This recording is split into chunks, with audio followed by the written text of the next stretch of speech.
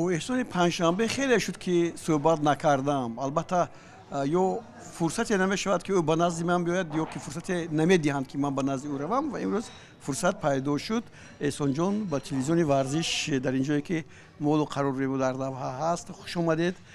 پیش از همه اینجا بازی‌های شما رو تماشا میکنم. بعضا حالت‌های بشوند که تنقید هم میکنم که احسان اینجا کمی سستی کرد.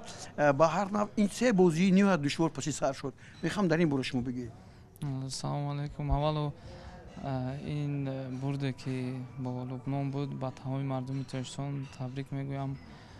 فکر میکنم که همه مردم تاجیکستان خیلی خوشحال شدند و این سه بازی که بود همه بازی که همه دولت ها خیلی پرقوت بودن از جمله چین، قطر. ما میتونستیم که در بازی اول غالب شویم. متاسفانه که 0-0 شد. با دولت قطر نیز همچنین بود که میتونستیم غلبه کنیم یا که مساوی شود و همه چی که در بازی آخر بود و ما خیلی خوشحال هستیم که این سه امتیاز طلایی رو به دست آوردیم. احسان جان میبینم که بازی دسته منتخب تاجیکستان تماما دیگر شده است. این هم از نظر شما چنین است یا از نظر من همین گونه است که با سرعت شده است یک شکل بازیه که ما تا این دم ندیده بودیم؟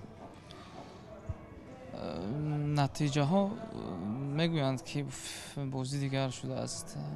همه بچه‌ها خیلی در تمرین ها خیلی حرکت میکنیم، زحمت میکشیم. استادی مربیان نیز کار خود را خیلی خوب انجام میدن. همچنین نیز ما فکر میکنم که بله بازی تیم ملی کمتر دیگرگون شده است. فکر میکنم تیزتر شده است. خیلی تیز است در وقت بازی 90 دقیقه مونده نمیشه؟ مونده که همه که مونده میشود، اما این بازی آخر که نشان داد حتی در دقیقه 70 بود اگر خطا نکنم ما 1-0 بود به فایده لبنان و با ما تنها غلبه در کار بود که همه بچه‌ها تا 116 دقیقه حرکت کردن دویدیم. بله تقریبا بیش از 500 پرتوف بود بین یکدیگر که این نشان داد که از نشان دادهای بلند است. من اکنون پرسیداری بودم که ما در 8 فینال هستیم. این نوبت بود دسته بود پرقوت‌تر است امارات متحده عرب. چی میدونید؟ بله خیلی که با ما معلوم است. ما با امارات دو بار که بازی کردیم یک بار مغلوب شدیم، بار آخران مساوی انجام یافت. با مرحله یکش فینال فکر کنم تیمای همه تیم‌ها پرقوت هستند، اما این بازی از یک بازی عبارت است. ما تمام کوشش خود را در این بازی صرف میکنیم که تا با مرحله دیگر راحت گیریم. باز یک سوال دیگر و فکر میکنم که این شاید آخرین باشد. اون ضربه های عجایب و غرایب و گل های زیبای تو کجا شدن؟ برای من راستی من اگر خطا نکنم با شما گفته بودم برای من دسته غلبه کند کافی است. خوب تشکر با شما برار میخواهیم و فکر میکنم که والله مخلصان میگویند با رئیس مستقیم به اینجا میآیند. آنها را خرسند کردن مردم را، مردم فقط در مورد شما گپ میزنند. بسیار خرسند هستند از شما. چی میگید به این مخلصایی که همیشه شما رو دستگیر هستند؟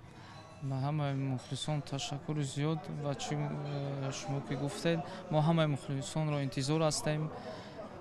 خیلی خوشحال میشیم که در دولت قطر اگر باز از تاجیکستان مخلص بسیارتر بیاید و حرکت میکنیم که آنها را خوشحال گردانیم.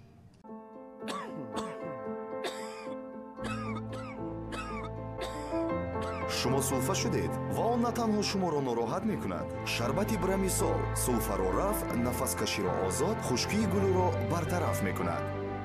худи оне ки сулфа набуд. хоҳед ки сулфа бартараф шавад дар ҳол ба шумо ёрӣ медиҳад брамисол.